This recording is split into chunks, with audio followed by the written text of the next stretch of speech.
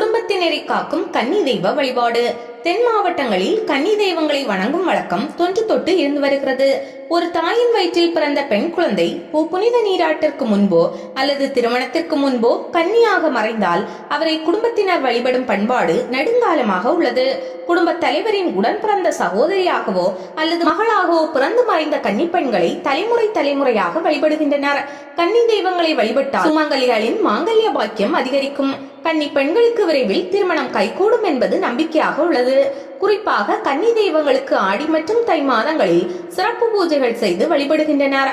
அதிலும் அந்த மாதங்களில் வரும் செவ்வாய்க்கிழமை கன்னி தெய்வ வழிபாட்டிற்கு உகந்த நாட்களாக சொல்லப்படுகிறது. அந்த நாளில் குடும்ப உறுப்பினர்கள் அனைவரும் ஒன்று கூடி கன்னி தெய்வத்தை வழிபடுவது வழக்கம். வீட்டின் கன்னி மூலையான தென்மேற்கு திசையில் கன்னி தெய்வ வழிபாடு நடத்தப்படுகிறது.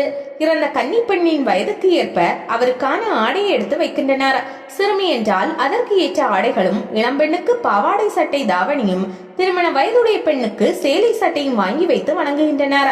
இரவு நேரத்தில் கன்னி தெய்வத்தை வணங்க தொடங்குகிறார்கள். இளநார் பெட்டி ஒன்றில் மஞ்சள், கிழங்கு, சிற்றாடை அல்லது சேலை, கண்ணாடி, சீப்பு, வளையல் வைத்து பிச்சிப்பூ அல்லது மறிக்கொழுந்து படைத்து சாம்பிராணி மணத்தை வீடு முழுவதும் நிரப்பி முற்றத்தில் நேர்த்தளித்து கன்னியை வரவேற்று வழிபடுகிறார்கள். இந்த நார்பெட்டிக்கு கன்னிப்பெட்டி என்று பெயர். கன்னிப்பெட்டியை வைத்தவுடன் அந்த குடும்பத்தில் உள்ள பூப்படைந்த பெண்ணுக்கு அருள் வந்து மூச்சிரைக்கும். அவரிடம் தங்களது குறைகளை முறையிட்டு தீர்க்குமாறு குடும்பத்தினர் வேண்டுவர்.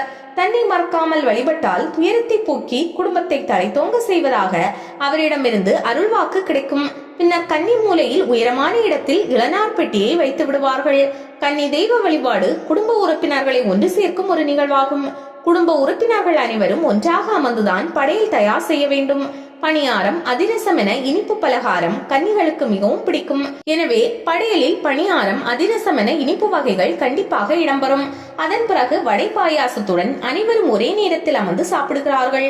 குடும்ப தலைவி அனைவருக்கும் பரிமாறிவிட்டு தானும் ஒரு இடத்தில் இலையை போட்டு அனைவருடனும் அமர்ந்து சாப்பிடுவார். இந்த சமவந்தி விருந்து கன்னி வழிபாட்டில் மிக முக்கிய பங்கு வகிக்கிறது. இந்த வழிபாட்டிற்காகவே வருடத்திற்கு ஒரு முறை குடும்பத்தினரை ஒன்று சேர்த்து விடுகிறாள் கன்னி தெய்வம். அந்த தெய்வமானவள் தன் வீட்டில் அண்ணன், தம்பி என்று உறவு முறைகள் அனைவரும் ஒன்றாக நின்று தன்னை வணங்க வேண்டும் என ஆசைப்படுவாள். அப்படி வணங்கும் போது மனம் குளிர்ந்து அவர்களுக்கு வேண்டிய வரம் கொடுப்பாள். ஒரு வீட்டில் கன்னி தெய்வம் துடியாக இருக்கிறாள் என்றால் அவ்வீட்டில் செய்வினை கோளாறு நீங்கிவிடும். பேய் பிசாசு அண்டாது, நோய் நொடிகள் தீர்ந்துவிடும். தற்போது சில குடும்பத்தினர் கன்னி தெய்வத்திற்கு கோவில் கட்டியும் வழிபாடு நடத்தி வருகிறார்கள். கன்னி வழிபாடு செய்ய முடியாத சிலர் கேரள மாநிலம் திருவனந்தபுரத்தில் உள்ள பரசுராமர் கோவிலில் இருக்கும் கன்னி தெய்வத்தை வழிபடுகின்றனர். அங்குள்ள நெல்லி மரத்தை வணங்கிய பின்னர் கன்னியின் வயதுடையவர்களுக்கு அன்னதானம் வழங்குகின்றனர்.